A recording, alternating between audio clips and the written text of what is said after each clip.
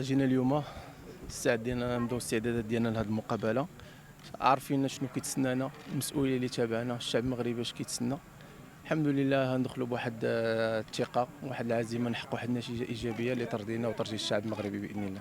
وبطبيعه الحال المدرب ملي كيكون على مقاعد البدلاء يعني كيعطي واحد الثقه وواحد الدعم للاعبين.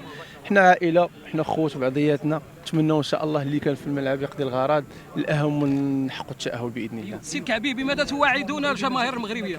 وحنا كي قلت لك حنا عائله وحده وخوت بعضياتنا، حنا ما كيهمش شكون وكيف ومتى وكيفاش، اهم هو التاهل نحققوا المبتغى ديالنا ان شاء الله. Of course, we know that we lost there, but it was another situation, another game. This is a new game.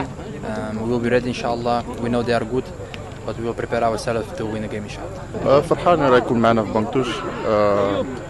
كي يكون عندك المدرب في بنكتوش راه كتعطي واحد قويه احسن ما كنكونش معنا. المباراة ديال جنوب افريقيا اخر مباراة كانت هزيمة في التصفيات، كيفاش كتشوفوا المباراة؟